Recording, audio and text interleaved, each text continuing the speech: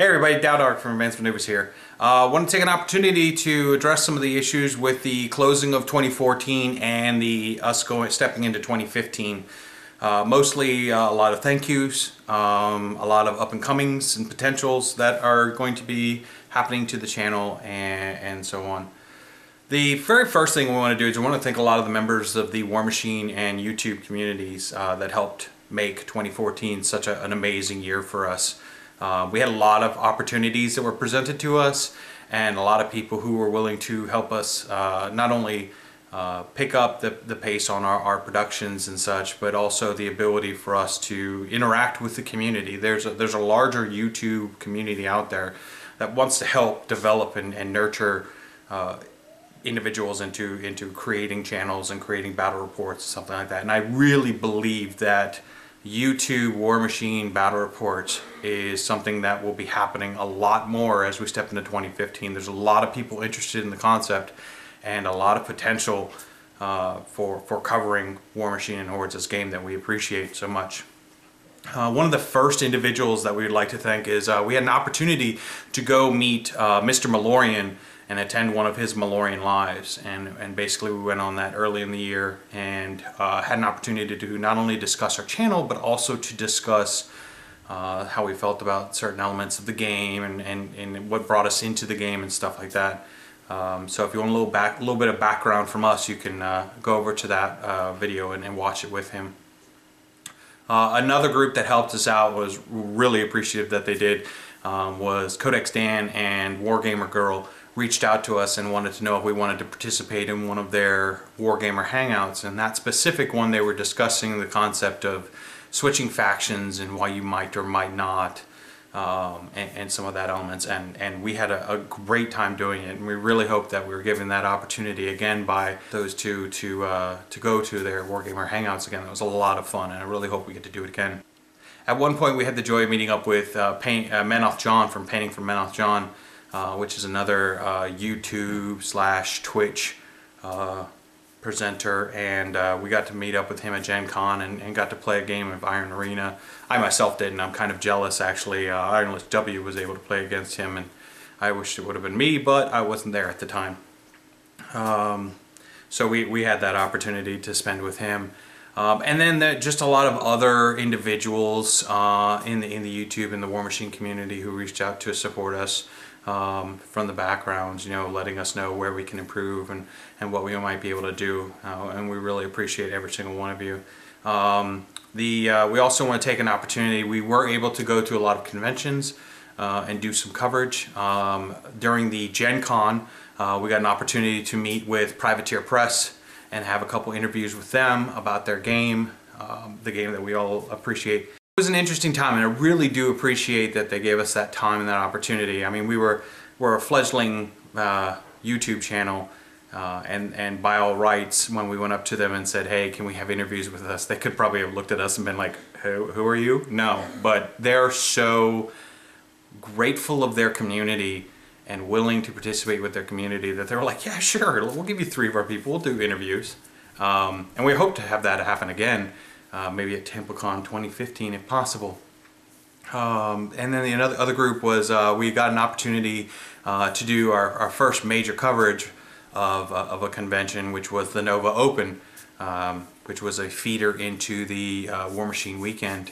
We got to go there and we got to not only cover their hardcore finals, but we also got an opportunity to cover their Masters finals table for the last 3 rounds of the Masters event, which was a blast. I mean, we got a lot of great video out of that, and some conversations out of the group, both the channel and the community over that coverage. And we're really hoping that we can do it again this year in Nova Open 2015.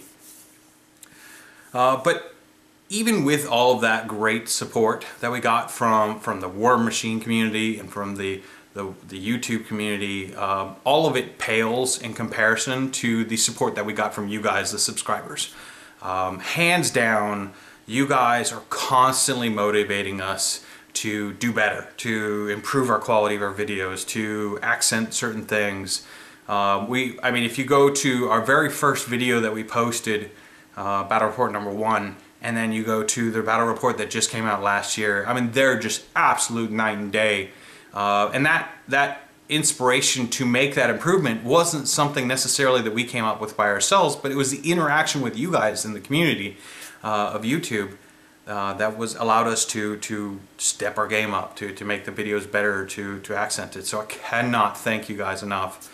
We all appreciate every time you guys put comments down, good or bad. I promise you we read every single one of them that comes across. And we try our best to thank individuals who subscribe to our channel, to respond back to comments, to recognize the individuals who give us suggestions and advice, to make this a better YouTube channel for Warmachine and Hordes Battle Reports. And is that comments that actually carries us into 2015. What can you expect from 2015? I'm really hoping a lot. We have a lot of great ideas coming down the pike, and we really hope that you guys come along on this journey with us to make 2015, to see if we can't take it to that next level. One of the first things that I want to let you guys know is that we recognize that several of you have expressed that it was hard to get a hold of us. It was hard to ask questions. There are people who leave comments on the thing, but then there's other times where individuals wanted to reach out to us to ask us a question that didn't relate to a video per se. It was just more of a question on what our thoughts were on something, and they didn't feel like necessarily posting on a video was the case. So what we've done is we've got our Google+, and we've got our YouTube, and we've got our Twitter. And a lot of that is very outgoing communications, where we're just kind of tossing out, this is the new video, this is the new thing, this is what's going on. Solus does a lot of our practice coverage on our Twitter stream, but we've added to the stockpile is Facebook, and that is going to be a way for us to actually have that two-way communication, where we're going to post up stuff like the new videos and what we're doing and what we're planning to do, but also an opportunity for the community to come to the Facebook page and start conversations amongst other community members, discuss things that were going on. Maybe you want to take an opportunity to have a back and forth to discuss what was going on a specific video, or something that's going on in the community. So I would urge everybody to go to our Facebook page, which you will find a link for it down in the comments below. Go to our Facebook page and like us there and follow us there. And if you haven't done already, go ahead and hit us up on our Twitter as well, to catch it, so that you're getting both of our mainstream communications tool that we use for communicating out to the group. So with that, you've got your Google's Plus, you've got your Twitter, you've got your Facebook. Well, what else are we going to do for 2015? Well, some of the comments and some of the feedback that we've been getting is a lot of people want to know what's going through the mindset of an individual who lost a certain match each week, or who wants to know what might they have changed about their list after playing the match, or what they might have done better or different. And we're really staunch about trying to keep our videos to a 35-minute to 50-minute time frame. And the reason for that is that we don't want to ever have a situation where even after we have sped up a video and added commentary to it, it's still an hour-and-a-half long video. A lot of people are interested in those full, detailed, stretched out videos, and I respect that, but the majority of the community and the analytics that we find on YouTube proves that a majority of the community really isn't interested in finding a video past an hour. So we're going to go ahead and keep to that ideal of trying to keep time frames down sub 50 minutes. And depending upon how a match goes, we can't necessarily guarantee that there will be time at the end for us to go back and say, this is what I would have done differently, or this is what we've been doing. So we needed to find a way of adding more time to a video, or adding more time devoted to a matchup without increasing our video time frame. So what we're decided on is what we're going to do is something that was actually inspired to us by another member of the YouTube community, and that is the Bleeped Up Podcast group. They sat down and Bleep Up Podcast and some of the other members of the Dice Rage Live community sat down and created a podcast called Murder of Crows. And if you haven't seen it, I highly recommend you go check them out.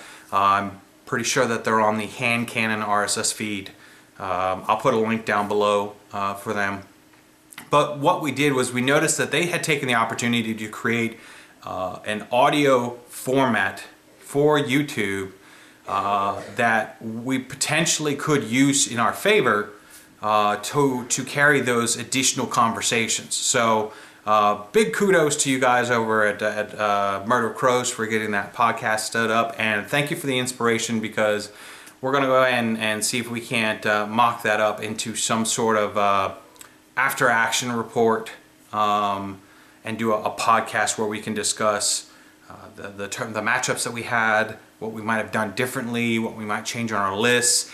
And it won't be just necessarily the two individuals who are on the video so much as the cast itself sitting down and having that discussions.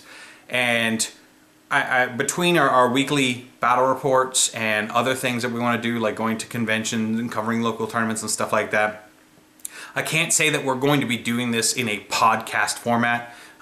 We usually view podcasts as something where it's every week there's a new podcast or a new vidcast out, and we just don't. There's no way we'd have the time to do that every week and do weekly battle reports and still enjoy the game and all the other stuff that we want to do for 2015. So we're going to kind of look at doing a monthly format and see how that goes. That'll be our baby step. We'll step into a monthly format.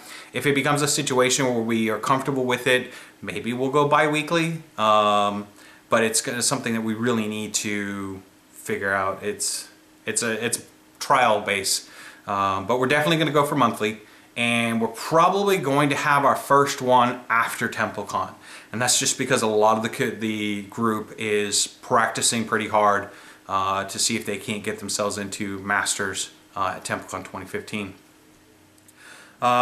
With that being said, with the vidcast, it's an opportunity for us, but we are going to look for some interaction from our subscribers. So we may be posting up things on Facebook about, do you have any questions for us, or kind of like a Q&A style. If we feel light in the month's review, it's really going to be a trial basis, and we'll have to see how it plays out. But we're hoping that will give us an opportunity to provide more information and to provide that feedback that people are asking for. Like I said, we do read every single comment, and we do pay attention to everything that you guys are asking for and try to give it to you. We can't give everything, but we're going to try our best. So conventions wise, what are we looking at? Because I mentioned that we're going to be going to conventions, TempleCon being one that's right around the corner that we're practicing for. What else are we looking at? Well, TempleCon. There are some rumblings that we're going to try and go to Gen Con again this year, just because Gen Con's a really great convention for Warmachine and Hordes, but for other things that we do. Several of us play different gaming systems. I've got Malifaux myself. But what else do we want to do? Well, we're an East Coast cast. We base ourselves out of the DC metro area, and I really want to take the opportunity to see if Advanced Maneuvers has the capacity to cover East Coast meta. And it's going to require all of us on the group to put that effort into, and it's a pretty big effort. But we're looking at stuff like going to ECR, East Coast Rumble. Obviously, we're going to be trying to cover Nova Open. We're going to see about potentially going to Captain Con, and maybe we have an opportunity to do some coverage with Captain Con. And there's also Mace down south. There's Crucible. I mean, there's a lot of conventions in the East Coast meta, and I don't necessarily feel like they get enough limelight for exposure. And I think that's something that we would like to, as Advanced Maneuvers, would like to tackle. So what else do we have available to us? We're also looking into potential of having a travel-capable Twitch rig that we can take with us for doing coverage, both local tournaments and maybe even conventions and something like that. There's a lot of great Twitch groups out there, Chain Attack, War Streams, Penny with Meadows John. There's a bunch of people out here who have great Twitch channels, and hopefully they will be able to assist us in maybe standing up one of our own that we can use to do some coverage. Not only of some of the conventions that we do go to where we're allowed to, but just some of the local games, or maybe even some of our practice sessions that we have when we're getting ready for conventions. So we're looking into Twitch. We're looking into the vidcasting every month. We're looking into doing a lot more coverage, and that's a lot. I'm spouting it off as if it's nothing, but it's a huge amount of work for us to tackle this on and still stick with our once a week podcast, or once a week battle reports. Last year, November 22nd was our 1-year anniversary for the channel, and we had, one of the goals we had set for this year, for 2014, was that between January and December of 2014, we were going to release a video every Friday without flaw. And we were so close. In the beginning of, or near the tail end of November, beginning of December, we were having issues with our editing rig that prevented us from actually getting the videos prepared, and for 2 weeks we were having issues combined with the editing rig, and then YouTube was having issues with uploads, so we missed it, just barely missed our goal. So we've reassigned our goal to us of the same one we had last year, which is between the months of January and December of 2015, we want to be able to provide each and every one of you with a battle report released every Friday without flaw. It's a huge undertaking. I almost thought we were going to make it this year, but things caused us to have issues. So we've tackled some ways that we can prevent that from happening again in 2015. And once the new SR 2015 packet comes out, we'll be tackling and getting those videos up as soon as we can, and start getting us ready so that we can meet that goal, because that is our mainstay. You know, with the vidcast and the Twitch and everything else, those aside, our main goal was to provide you that weekly content every month, every Friday. And then everything else above and beyond that is going to be added material. We'll have bonus-odes, we'll have double headers again whenever we have a situation where two videos are so short that we just put them together. Between the vidcasts and the battle reports and Twitch and conventions, and oh my lord, it's going to be a busy 2015 year, and I really hope that you guys are along the ride for us, because it's going to be great. And until then, I'm going to jump back and finish editing this Exelon Texas battle report, and see you guys around.